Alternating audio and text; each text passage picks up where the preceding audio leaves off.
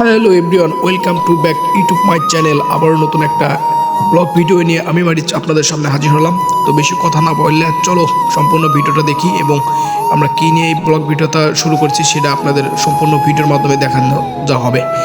দীর্ঘদিন যাবৎ আমাদের একটা প্ল্যানিং ছিল যে আমরা একটা ট্রেনিং করব। তো আমরা শেষমেশে সেই 10 দিনের একটা কোর্সের ট্রেনিং শেষ করেছি। শেষ করার পরে আজকে 10ম দিন ছোট্ট একটু হালকা করে খাওয়া দাওয়ার আয়োজন করা হয়েছে।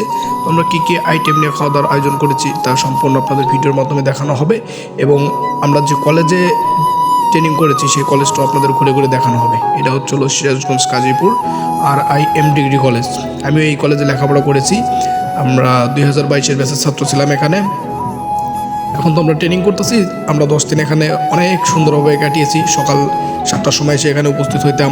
8টা থেকে আমাদের পিটি প্যারেড শুরু হইতো, 9টা থেকে আমাদের ক্লাস শুরু হইতো, ধাপে ধাপে আমাদেরকে ক্লাস নেওয়া হইতো। অনেক অপরিচিত জন ছিলাম আমরা এখানে, সবাই এখন পরিচিত হয়েছি। সবাই একটা বন্ধুত্ব স্বরূপ সম্পর্ক গড়ে তুলেছি। সবাইকে অনেক মিস করব। তো বলতে বলতে আমরা খাওয়া দাওয়ার যে আইটেম করা হচ্ছে সেখানে চলে আসলাম। আমাদের এখানে সম্পূর্ণ নেতৃত্ব দিচ্ছেন সৌজিব ভাই, ওই যিনি ওখানে সসপ্যানের ভিতরে সব কিছু নেড়ে দিচ্ছেন। উনি হচ্ছিল সৌজিব ভাই। উনি আমাদেরকে ট্রেনিং করিয়েছেন এবং উনি কিন্তু সুন্দর করে রান্না করতে পারেন এবং রান্নার দায়িত্ব উনি নিয়েছেন।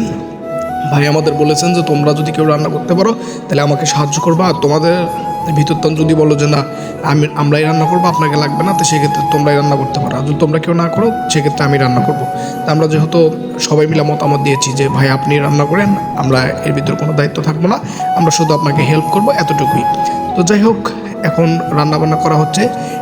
যেমন মাংস নিয়ে আসা হচ্ছে, মাংস নিয়ে এসে সেদ্ধ করা হয়েছে, চাউল দেওয়া হয়েছে, চাউলটা ওখানে নেড়ে নেড়ে সব কিছুর সাথে মেশানো হচ্ছে।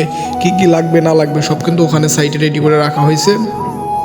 যখন ভাই যেটা যাচ্ছে সেটাই কিন্তু ওখানে দেওয়া হচ্ছে। তো কথা বলতে বলতে শেষ পর্যায়ে চলে আসছি। আমরা মূলত আনসার ভিটিভির 10 দিন ট্রেনিং কেটেছি। আমরা এই ট্রেনিংয়ের মাধ্যমে অনেক কিছু শিখতে পেরেছি, যেমন দেশের সার্বভৌমত্ব কীভাবে রক্ষা করতে হবে এবং দুর্যোগ পরিস্থিতিতে কীভাবে আমাদের মোকাবিলা করতে হবে এবং অন্যায়ের বিরুদ্ধে কীভাবে প্রতিবাদ করতে হবে, এইসব কিন্তু আমরা এখান থেকে শিখেছি। আমাদের যদি কখনো সুযোগ হয় যে আমরা রাষ্ট্রের কোনো কাজে আমাদেরকে কাজ করানো হবে, আমরা অবশ্যই কাজ করব। এবং এখান থেকে আমরা সবথেকে যে জিনিসটা বেশি শিখেছি সেটা হচ্ছিল ডিসিপ্লিন।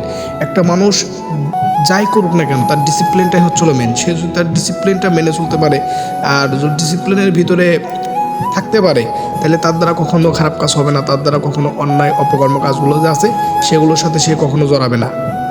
তো যাই হোক, আপনারা যারা আনসার ভিটিভি ট্রেনিং করবেন এবং ভাবতেছেন যে আমরা ট্রেনিং কীভাবে করব, আপনারা আপনাদের জেলায় খোঁজ রাখবেন।